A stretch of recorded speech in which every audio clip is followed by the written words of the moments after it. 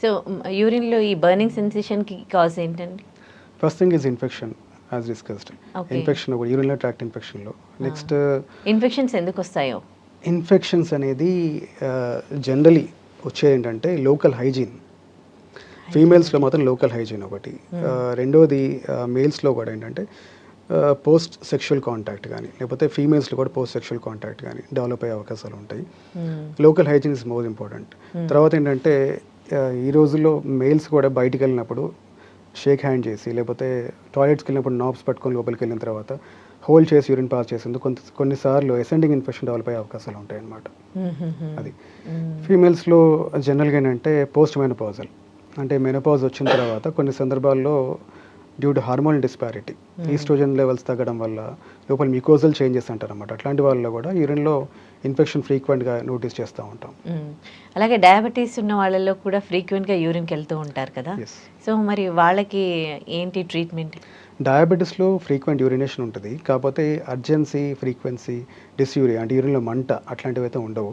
So this why we can categorise అంటే diabetes వల్ల వచ్చే ఫ్రీక్వెన్సీ అనుకోవచ్చు, లేకపోతే ఇన్ఫెక్షన్ వల్ల వచ్చే ఫ్రీక్వెన్సీ అనుకోవచ్చు అనమాట. ఇన్ఫెక్షన్ వల్ల వచ్చిన దాంట్లో వేరే సిమ్టమ్స్ ఉంటాయి, లైక్ యూరిన్లో మంట రావడం ఇట్లాంటిదని. కానీ డయాబెటిక్స్లో they are more prone to develop infections. Okay. So patient మీ దగ్గరకు వచ్చినప్పుడు వాళ్ళకి ఎట్లాంటి ట్రీట్మెంట్ ఉంటుంది? అంటే ఇప్పుడు 3 types ఆఫ్ ఇన్ఫెక్షన్స్ మీరు చెప్పారు, యూరినరీ ప్రాబ్లమ్స్ చెప్పారు. సో ఎలాంటి ట్రీట్మెంట్స్ ఉంటాయి వాళ్ళకి మరి? సో జనరల్గా యూరిన్లో ఇన్ఫెక్షన్ ఏర్పడండి అంటే ఫస్ట్ థింగ్ ఏంటంటే బ్లాడర్లో ఇన్ఫెక్షన్, సిస్టైటిస్ అంటారు అన్నమాట. అది కంటెంట్ లోవర్ ట్రాక్ట్ కింద భాగంలో వరకు మాత్రమే. సో అట్లాంటప్పుడు just course of oral antibiotic tablets తీసుకుంటే ఒక 1 weekకి మేల్స్లో ఆర్ 5 days ఇన్ ఫీమేల్స్లో తీసుకుంటే ఆల్మోస్ట్ 80% టైం సెటిల్ అయిపోతుంది అనమాట.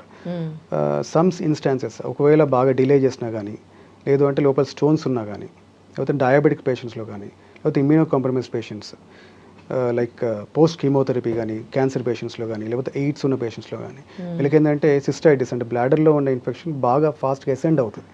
ఎసెండ్ అయ్యి కిడ్నీలో ఎస్టాబ్లిష్ అవుతుంది అన్నమాట. దాన్ని పైలోనెఫ్రైటిస్ అంటాం. సో కిడ్నీలో ఇన్ఫెక్షన్ ఏర్పడితే కనుక that is a serious type of infection that needs admission. Admit అయ్యి హాస్పిటల్లో డాక్టర్ కేర్లో ఉండి యాంటీబయాటిక్ తీసుకొని సెటిల్ చేసుకోవాల్సిన అవసరం పడుతుంది. కొన్ని సందర్భాల్లో ఆ పైలోనెఫ్రైటిస్తో పాటు కొన్ని సందర్భాల్లో కిడ్నీలో వాపు కూడా డెవలప్ అవుతుంది అన్నమాట. వాపు డెవలప్ అయిందంటే that is indication for DJ stenting.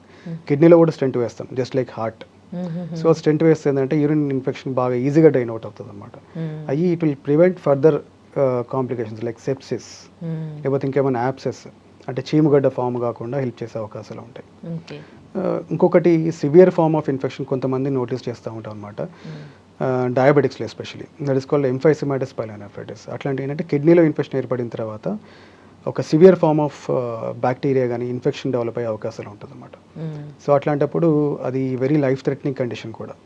So on time మనము ఇంటర్వ్యూన్ అయ్యి డ్రైనేజ్ చేయడం కానీ, లేకపోతే ఒక స్టెంట్ వేయడం కానీ, లేకపోతే వెనకాల నుంచి హోల్ చేసి కిడ్నీలో ఒక డ్రైన్ పెట్టడం కానీ జరిగితే ఏంటంటే ఫాస్ట్గా అది ఇన్ఫెక్షన్ డ్రైన్ అవుట్ అయ్యి కిడ్నీని సేవ్ చేయొచ్చు అనమాట. బాగా డిలే అయింది అనుకోండి, కొన్ని సందర్భాల్లో పేషెంట్ లైఫ్ కాపాడడం కోసం కిడ్నీ కూడా తీయాల్సిన అవసరం పడుతుంది. అంటే ఇంత వైడ్ రేంజ్ ఆఫ్ సిమ్టమాటాలజీ ఉంటుంది దీంట్లో ఇన్ఫెక్షన్లో. ఓకే. ఫీమేల్లో వైట్ డిశ్చార్జ్కి యూరిన్ ఇన్ఫెక్షన్స్కి ఏమైనా సంబంధం ఉంటుందండి? అంటే white discharge May coexist with urinary infection. White discharge అంటే గైనకాలజికల్ రిప్రొడక్టివ్ ట్రాక్ట్లో అంటే వెజైనాలో కానీ, లేకపోతే సర్విక్స్లో కానీ, లేకపోతే యూరిటర్స్లో కానీ ఏమైనా ప్రాబ్లం ఉంటే వైట్ డిశ్చార్జ్ డెవలప్ అవుతుంది అన్నమాట. ఆ విధంగా ప్రజెంట్ చేస్తారు. ఇది కాకుండా దీంతో పాటు యూరిన్లో ఏమన్నా స్మెల్ రావడం కానీ, యూరిన్లో బాగా బర్నింగ్ సెన్సేషన్ కానీ, యూరిన్లో బ్లడ్ వచ్చింది అనుకోండి, అట్లాంటప్పుడు it is termed as UTI. So ఈ కండిషన్లో ఏంటంటే we advise to meet as the patient to meet gynaecologist. Gynaec వాళ్ళు చూసి వాళ్ళు ఆన్ టైమ్ ట్రీట్మెంట్ స్టార్ట్ చేసి సెటిల్ అయ్యే అవకాశాలు ఉంటుంది. White discharge part is totally different from that of UTI. కానీ రెండు కోఎగ్జిస్ట్ అయ్యే అవకాశాలు ఉంటాయి అన్నమాట. ఓకే. ఎల్లోగా వస్తూ ఉంటుంది యూరిన్ ఈ సమ్మర్లో. సో అది కూడా యూరిన్ ఇన్ఫెక్షన్ అనుకోవాలా, లేకపోతే బాడీ డీహైడ్రేషన్ అనుకోవాలా? అంటే జనరల్గా మామూలుగా యూరిన్ కలర్ వచ్చేసి పేల్ yellowనే.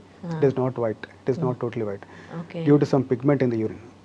ఓకే. సో ఇప్పుడు మనం తీసుకునే క్వాంటిటీ ఆఫ్ వాటర్ని బట్టి యూరిన్ కలర్ అని వేరీ అవుతూ ఉంటుంది. బాగా ఎక్కువ వాటర్ తీసుకుంటే you can notice it is almost white water లాగా ఉంటుంది అనమాట. బాగా తక్కువ వాటర్ తీసుకుంటే మాత్రం యూరిన్ కొంచెం కాన్సన్ట్రేటెడ్ ఫామ్లో వస్తుంది, ఎల్లో కలర్లో వస్తుంది అనమాట. సో ఈ బాగా ఎల్లో కలర్లో వచ్చిందంటే it indicates that the person is not taking adequate water. So adequate water తీసుకోమని చెప్పి ఒక ఇండికేషన్ అనమాట, తీసుకుంటే మంచిది. ఓకే, మేల్ అండ్ ఫీమేల్ ఇద్దరికి కూడా ఎలాంటి అవగాహన అవసరం ఈ యూరినరీ ప్రాబ్లమ్స్కి సంబంధించి? సో యూరినరీ ఇష్యూస్ అనేది ఇప్పుడు మనం డిస్కస్ చేసినట్టు ఫ్రీక్వెంట్ యూరినేషన్ కానీ, యూరిన్ ఫ్రీగా రాకపోవడం కానీ, బాగా సన్నగా రావడం కానీ, లేకపోతే యూరిన్లో బాగా మంట రావడం కానీ, ఇది ఉంటే మాత్రం వెంటనే ఒక